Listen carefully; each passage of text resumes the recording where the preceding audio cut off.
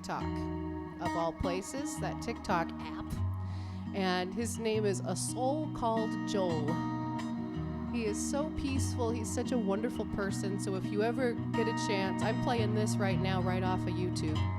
So if you, on your YouTube, if you want to look up A Soul Called Joel, that's him. He does meditations, he does peaceful guitar music, and he shows up for everybody. Awesome guy. So,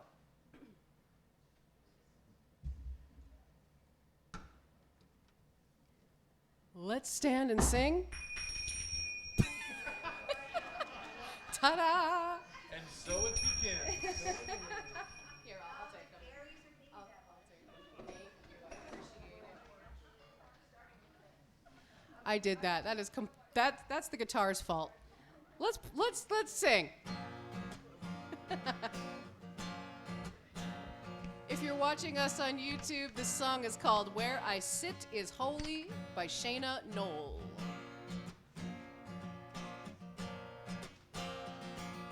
Where I sit is holy, holy is the ground. Forest, mountain, river, listen to the sound. Great Spirit circles all around me. Who I am is holy, holy are we. Body, thought, emotion, connecting you and me. Great Spirit circles all around me. What I do is holy, holy is my way. Work and play together, celebrate the day. Great Spirit circles all around me. Let's do that first verse one more time.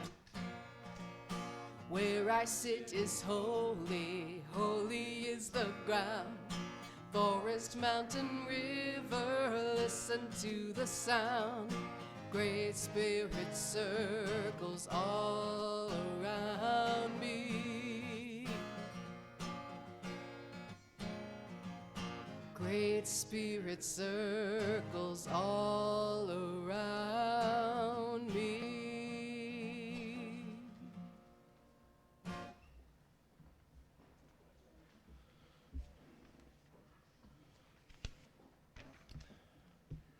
Good morning, everybody.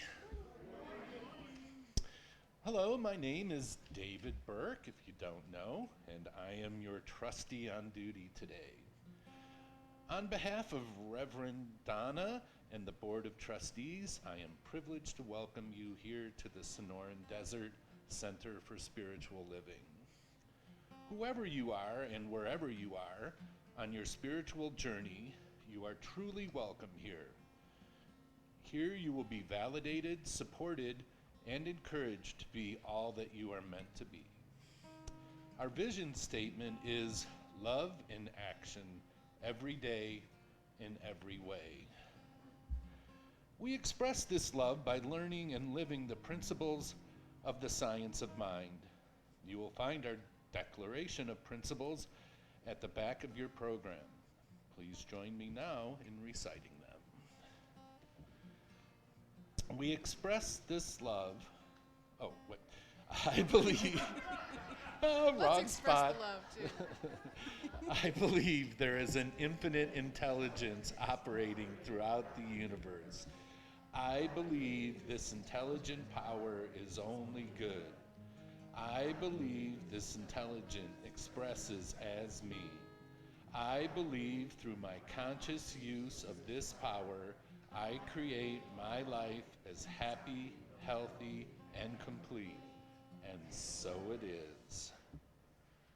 Any first-timers? No? Welcome back, everybody. I would like to thank all the people that make Sunday celebration special, all the ones in the audience, all the people who are filling in for Susan, thank you very much for doing that. and everyone else. We really appreciate you here. Please direct your attention now to the announcements that are in your bulletin. And if you're watching online, please visit cslaz.org for our announcements and your events calendar. Ooh La La will be open on the third Sunday of each month from 11:30 to 1, shop after service. Coffee with the Rev on Tuesdays at 9 a.m. on Zoom. And if you're not part of it, you just need to send an email to the address in the program, and Reverend Donna will get you hooked up. Spiritual Circle from 3 to 5 on the second and fourth Tuesday in the sanctuary, facilitated by Rosie Klein and John Lopez. Men's breakfast first Saturday of the month at 8 a.m. here in the sanctuary, and if you have never been, please come and join. It's a lot of fun. Help for the Ukraine. Our sister center in Ukraine is working with individuals who are either trying to leave or find refuge. If you would like to help, here's the contact in the program or online. And if you would please silence your cell phone, we'll let this train leave the station. Yeah? There's a sign-up sheet for the men's breakfast over against the wall, and you'd be happy to know we've already got 8 people signed up. All right. Hey. Be the ninth. That'll be the ninth. Congratulations. You win the prize. Something else really quickly is that every week, if you watch the YouTube videos, I put on there, especially during the summertime, there are always volunteer opportunities available in all the different, all the different ways that anybody could serve. And that includes online. If you enjoy doing Facebook, if you enjoy doing Instagram, any of that internet stuff, and you'd love to, throw your hat in the ring to do something online with me, because I do the internet of it all as well for our center. So if you would be interested in doing anything like that, please contact me.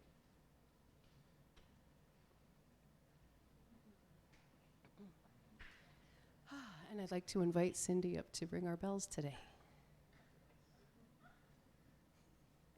And don't throw them on the floor.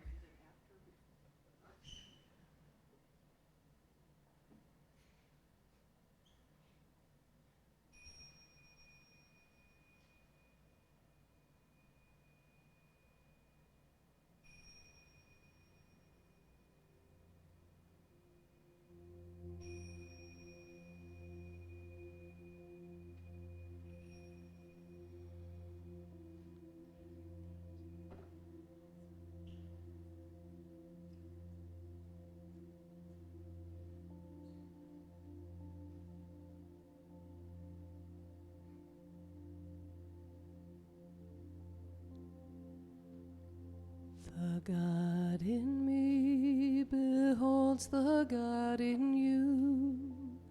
It is all for our greatest and highest good. The God in me beholds the God in you. And you and I are one. Namaste. The God in me beholds the God in you. It is all for our greatest and highest good. The God in me beholds the God in you. And you and I are one. Namaste. Namaste.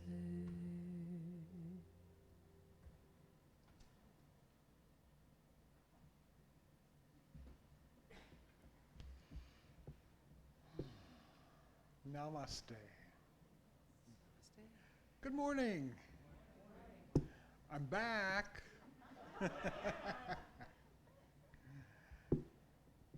Would you please join me in our opening invocation?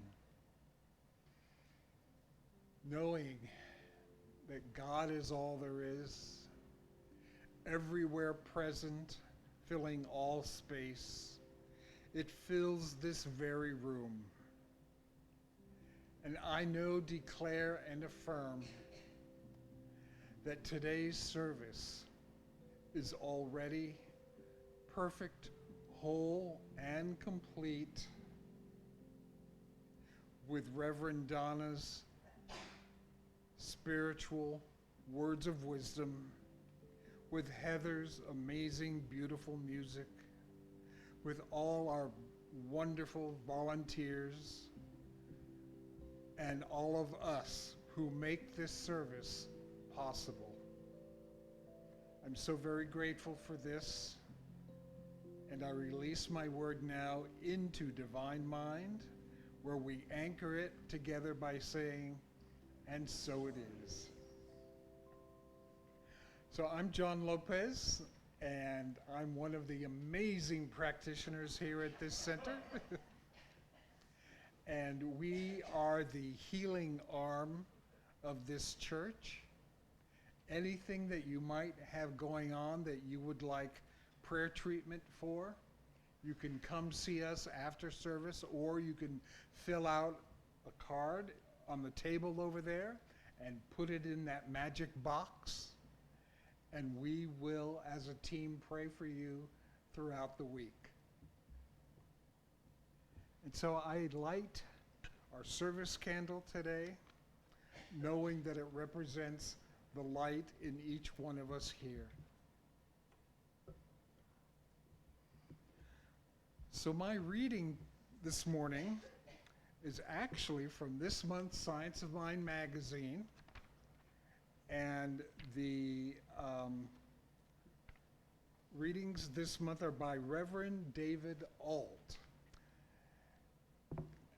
And I came across actually today's reading, and I thought, I really like this. So if you haven't already read it, I'm excited to share it with you. If you have read it, you can hear it again. It's called Walk into the Cave Unreluctant. You must walk into the cave unreluctant.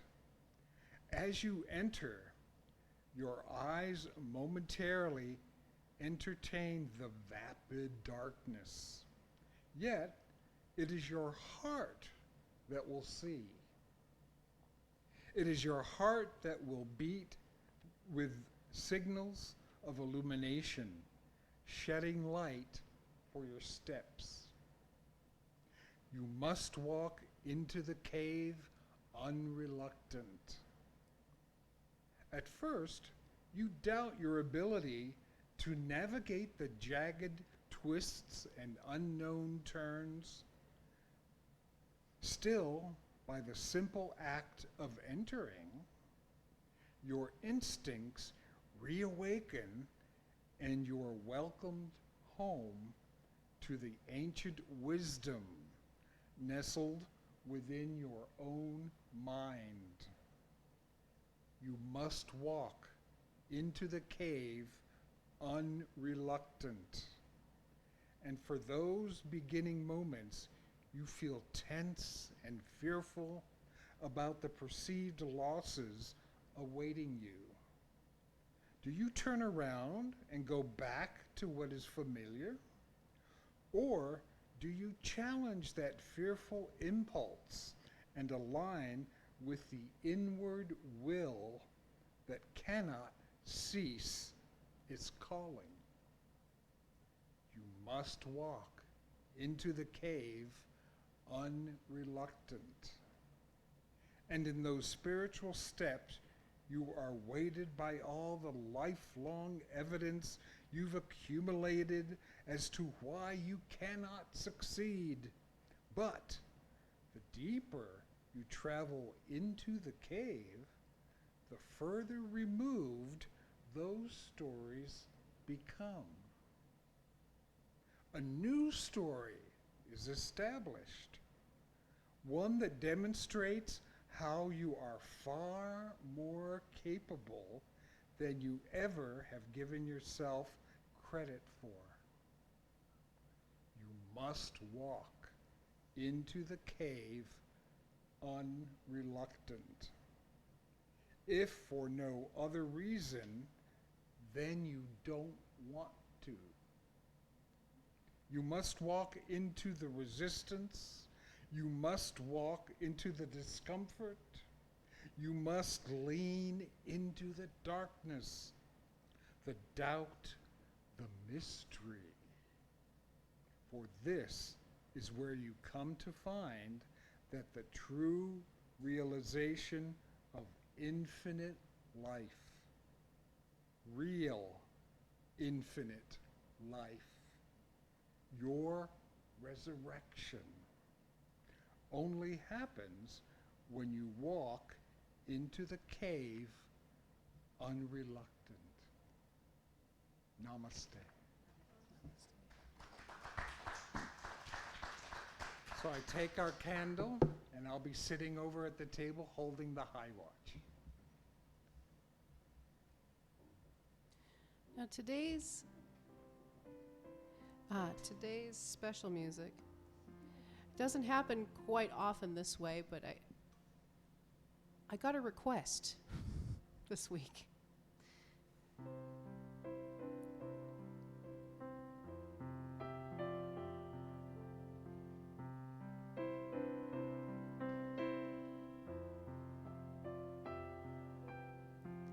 In this very room, there's quite enough love for one like me.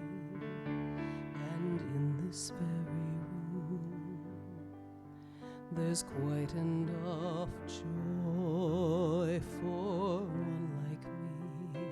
And there's quite enough hope and quite enough power to chase away any gloom.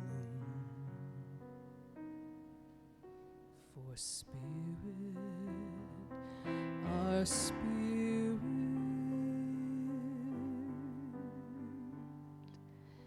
is in this very room.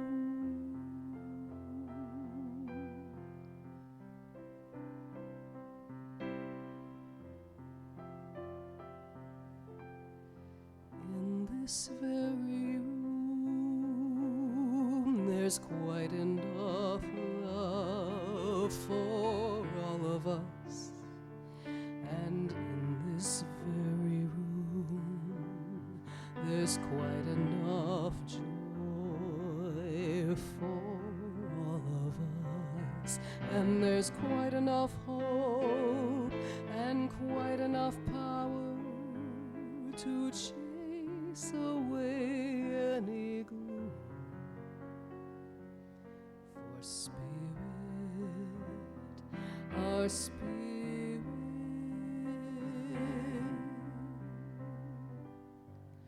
is in this very room.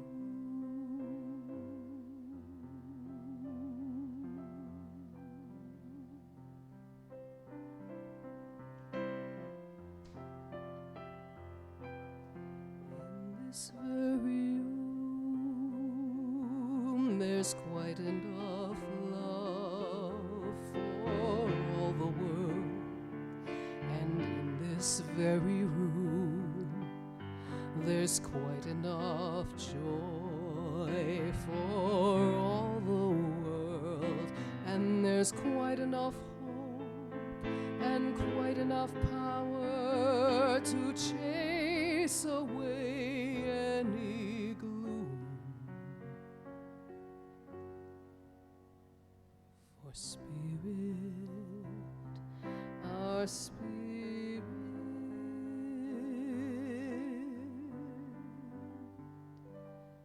is in this very room.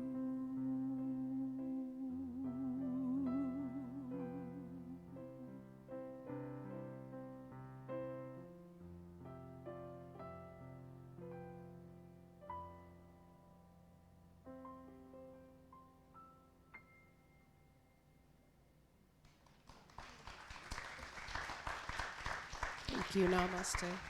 And thank you for the request. That was beautiful.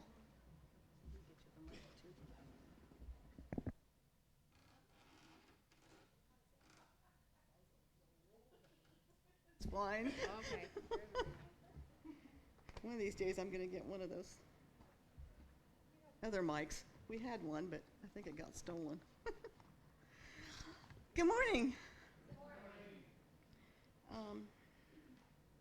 We're finishing our theme, Just to Live is Holy, and as I've said, it's a phrase from Rabbi Abraham Heschel.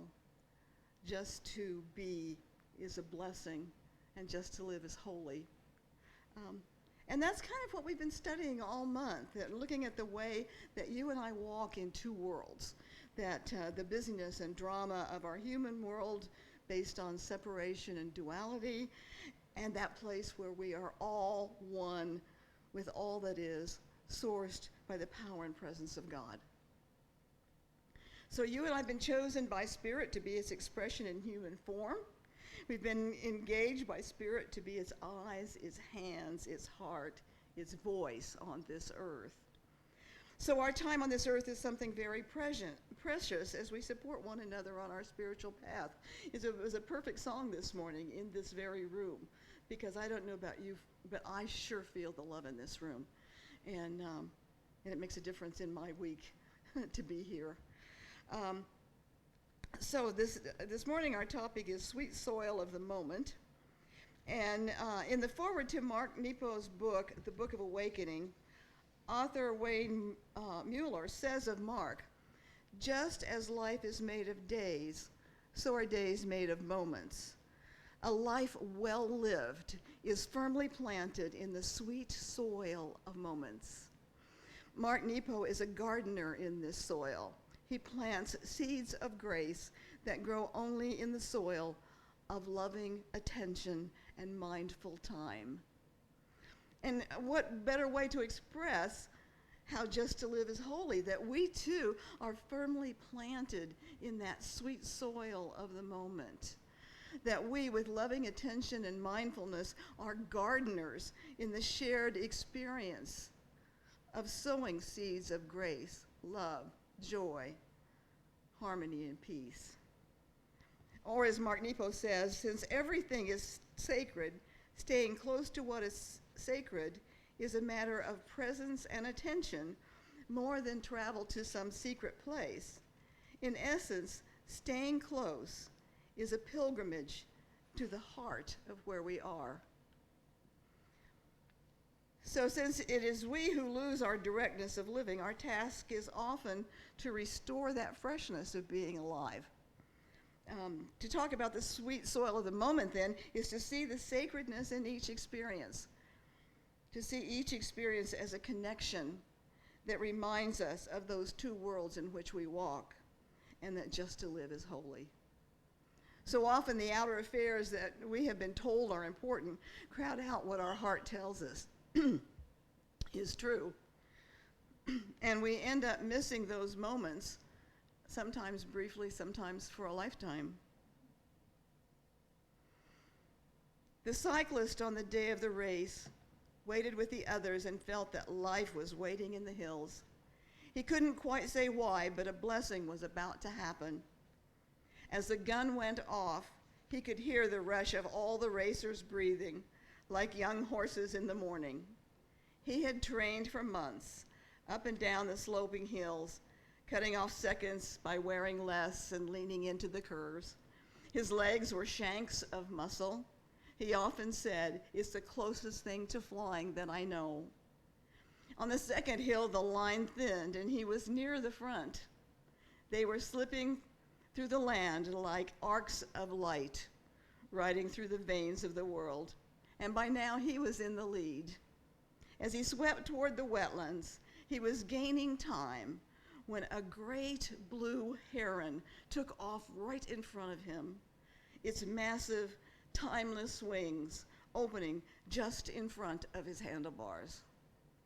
Its shadow covered him and seemed to open something he'd been chasing. The others were pumping closer, but he just stopped and stood there, straddling his bike, staring at what the great blue heron had opened by cutting through the sky. In years to come, others would ask, what cost you the race? Wherever he was, he would always look south, and once in a while he'd say, I didn't lose the race, I left it. So sometimes when we think we're about to win the race, we're really about to make it to the top in some big way, we discover that the race we wanted to win has lost its allure.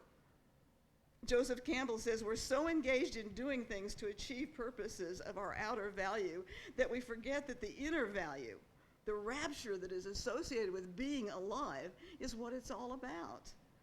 Or as Thomas Merton once said, we scramble up the ladder of success only to find that it was against the wrong wall. And in any case, we're caught off guard by the revelation that we don't want what we thought we wanted. And this is really the turning point in our life that brings us a deeper perspective of who we are and how we are expressing ourselves. And sometimes our turning points are not as beautiful as a blue heron.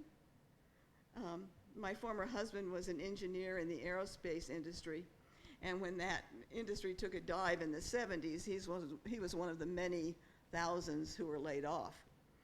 And he was devastated. And for a while, he sort of lost it. Like, what's my life all about? I've been an engineer all my life. But he began to realize that perhaps his ladder had been on the wrong wall. And as he searched inside for things that really turned him on, he was able to combine his love of cartoons and computers to create a major computer animation firm. So one of the luxuries that we have as we get older is the freedom to switch walls.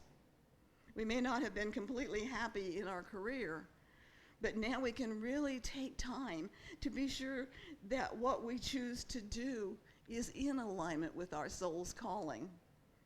In his book, Care of the Soul, Thomas More says, care of the soul requires craft, skills, attention, and art. To live with a high degree of artfulness means to attend to the small things that keep the soul engaged in whatever we are doing and is the very heart of soul making. From some grand view of life, it may seem that the only big events are ultimately important. But to the soul, the most minute details and most ordinary services carried out with mindfulness and art have an effect far beyond their apparent insignificance.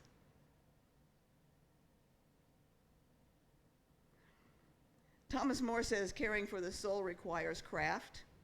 And while the definition of craft is skill in carrying out one's work, I think that definition falls a bit short, because when we call someone a craftsman, a true craftsman, we see more than good work. We see an artist. A true craftsman cares more about what he is doing than what he is doing it for. While on a trip to Switzerland, an American businessman was watching a Swiss clockmaker carving the case of an ornate cuckoo clock. As the businessman watched the clockmaker carve out the case, he was astonished at his slow rate of progress. The businessman finally said, "My good man, you'll never make money that way." "Sir," the clockmaker replied, "I'm not making money. I'm making cuckoo clocks." So the craft that's required to care for the soul is to place the heart at the center of the task so that what we do is done with incredible love.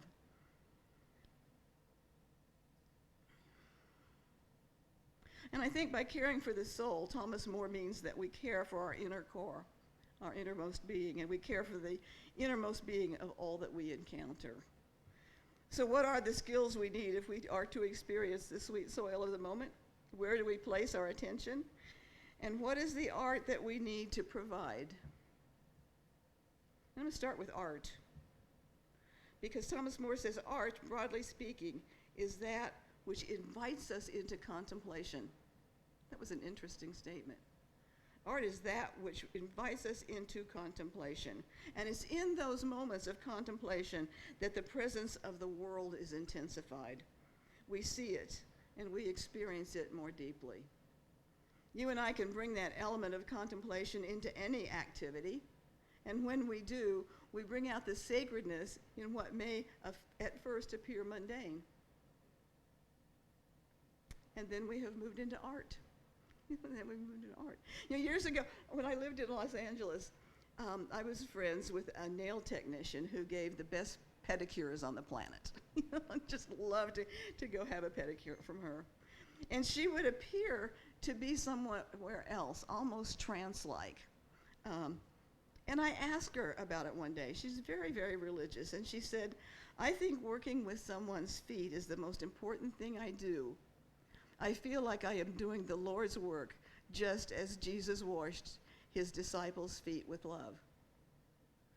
So she turned that mundane task of a pedicure into an act of loving service, into the sacred task of serving her Savior. And you could feel it with every move of her hand. Brother Lawrence said he could see God in the pots and pans he washed, and he too found the sacred within the mundane, and the task of washing dishes became a way into God for him. So if we stop for a minute and just kind of realize that everything that comes in front of us is an opportunity to care for the soul. I mean, a teeny little thing, like Bruce and I watched a little lizard run by, just as something as simple as a little lizard. It just makes a little smile. At least it does for me. And whether we're doing dishes or setting the table, grocery shopping, doing the laundry, if we bring the element of loving contemplation into it, we become the artists of our lives. And this applies to who is in our path as well. If we look at each encounter as holy, then the checkout person at the store becomes an angel in disguise. And the person whom we thought was intolerable becomes our greatest teacher. And that's how we bring sacred art into the world. So another craft in caring for the soul is that of attention. And attention is defined as the mental faculty of taking notice. But it's also, true attention is much like the Buddhist concept of mindfulness.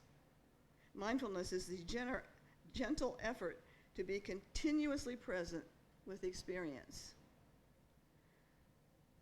John Kabat-Zinn has described mindfulness as paying attention in a particular way, on purpose, in the present moment, and non-judgmentally. On purpose means that we're consciously directing our awareness, our attention. And when we're purposely aware of something like eating, for example, we consciously and deliberately notice the sensations and our response to those sensations. We're noticing when the mind wanders, and when it does wander, we purposely bring our attention back to the present moment. On John Kabat-Zinn's website called Wild Mind, I found this. Left to itself, the mind wanders through all kinds of thoughts, including thoughts expressing anger, craving, depression, revenge, self-pity. As we indulge in these kinds of thoughts, we reinforce those emotions in our hearts and cause ourselves to suffer. Mostly these thoughts are about the past or future. The past no longer exists. The future is just a fantasy until it happens. The one moment we can actually experience, the present one, is the one we most seem to avoid. So in mindfulness, we're concerned with noticing what's going on right now. And it doesn't mean that we no longer think about the past or future, but when we do so mindfully, we are aware right now that we're thinking about the past or the future. And finally, mindfulness or attention has the element of non-judgmentalism. So when we're mindful, we do not react emotionally to experiences because we're not judging them as bad or good. That's a huge lesson, one I've not quite learned myself, but I do know that when I can do that, then whatever I was judging becomes a gift. And as long as I'm judging, I will never see the gift.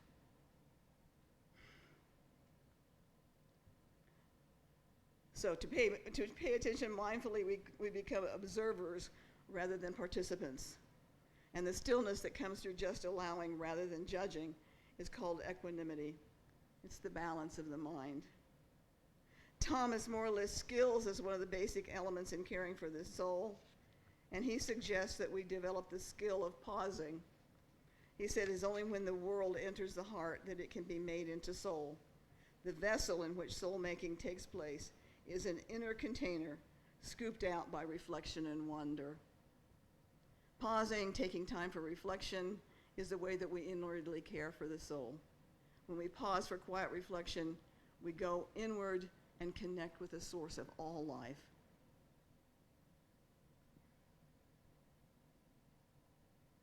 And what I know is that the world is filled with epiphanies. There are moments when the veil between the mundane and the sacred is opened, and suddenly we feel it all together. Astrologer Jean Lal says, within our daily experience, as keepers of homes and gardens, the spirits still move and speak if we but attend. They slip in through the cracks, making themselves felt in the little breakdowns in appliances, unplanned sproutings in the flower beds, and sudden moments of blinding beauty as where sunlight glances across a newly waxed table, or the wind stirs clean laundry into fresh choreography. You know, it's been a long time since I've hung clothes to dry. Nobody does that anymore. But I can remember when I read this, it brought back memories. I can remember helping my mom, put the clothes on the line. I can remember seeing it as a dance sometimes as I watched my skirts and blouses kind of dance away on those lines. So that brought back a little memory, a little spiritual memory too. So my assignment is this week, let's watch for the spirits that call out the sacred, so that we may live our life firmly planted in that sweet soil of moments. And let's use our skills of pause and reflection to bring mindfulness to each experience. And let's touch the mystery of the moment as we practice the art of being fully alive, and to remember that just to be is a blessing and just to live is holy. Thank you very much. Namaste.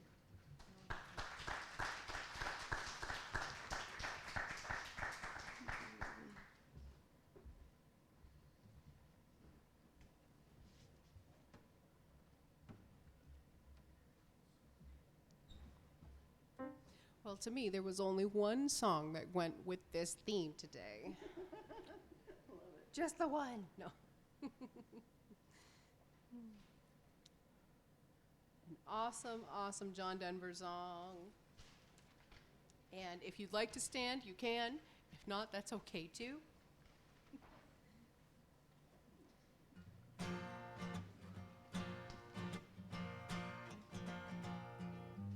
Inch by inch, row by row, all that this garden grow. All it takes is a rake and a hoe and a piece of fertile ground. Inch by inch, row by row, someone bless the seeds I sow. Someone warm them from below till the rain comes tumbling down. Pulling weeds and picking stones, we are made of dreams and bones. Feel the need to grow my own, 'cause the time is close at hand. Rain for grain, sun and rain, find my way in nature's chain. Tune my body and my brain to the music of the land. Inch by inch, row by row, gonna make this garden grow. All it takes is a rake and a hoe and a piece of fertile ground. Inch by inch, row by row, someone bless the seeds I sow. Someone warm them from below till the rain comes tumbling down. Plant your rows straight and strong, temper them with prayer and song. Mother Earth will make you strong if you give her love and care. Old crow watching hungrily from his perch in yonder tree. In my garden I'm as free as that feathered thief up there. Inch by inch, row by row, gonna make this garden grow. All it takes is a rake and a hoe and a piece of fertile ground. Inch by inch, row by row, someone bless the seeds I sow. Someone warm them from below till the rain comes tumbling down. Till the rain comes tumbling down. Till the rain comes tumbling down.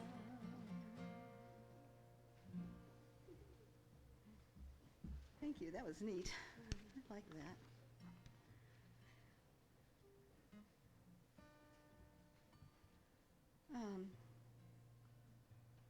I've got a few minutes, and so I want to say something about flow. Flow is also known as prosperity pig, and sometimes we forget and don't play the game, but she's there for our unexpected income or unplanned income, and we pay her or we feed her 10% of that. And it's really a fun, when you start making this a habit in your life, what you find, or what I have found, is that I never miss that 10%, and I always seem to have more. So I invite you to play the game and see if that doesn't happen in your life as well. So if you're not feeding flow 10% of your unplanned or unexpected income, I invite you to do so. It's not because we need the money, it's because we all need more abundance in our lives. So that's my little advertisement for the week.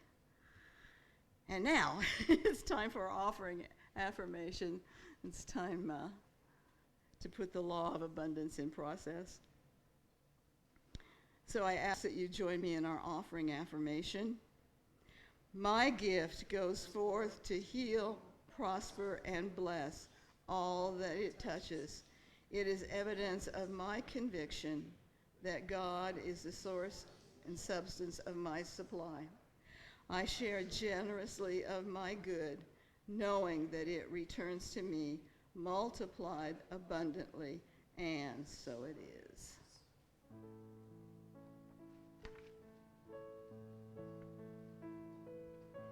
I am so blessed. I am so blessed. I am so grateful for all that I have. I am so blessed. I am so blessed. I am so grateful. I am so blessed. I am so I am so blessed. I am so grateful for all that I have. I am so blessed. I am so blessed. I am so grateful. I am so blessed. I am so blessed. I am so so grateful for all that I have. I am so blessed. I am so blessed. I am so grateful. I am so Okay. Ask and you shall receive. Well, just got fed $20.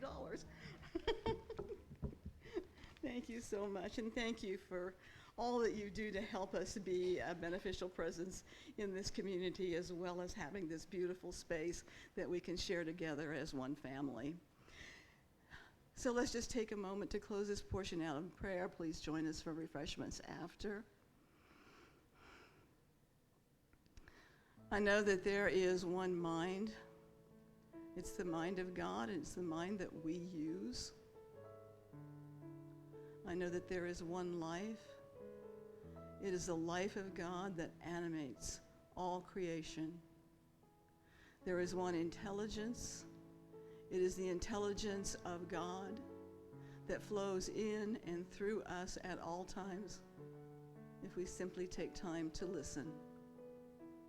I know that our words have power because they are backed by the wisdom of Spirit. And so I speak my word for each one of us here today, for anyone experiencing any kind of pain or discomfort. And I know that God is right in the heart of that, healing it and making it whole.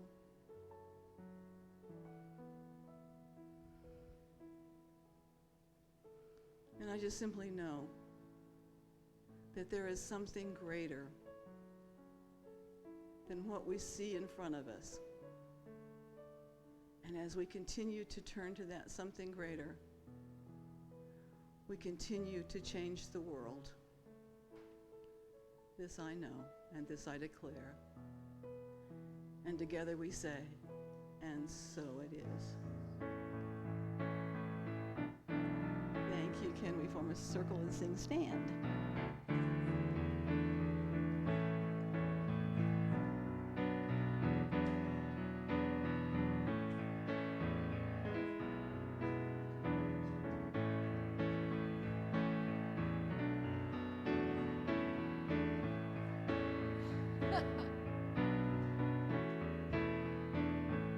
So let there be peace. I am a stand for peace. Let there be love. I am a stand for love. Let there be joy. I am a stand for joy. We are living a new world now. So let there be peace.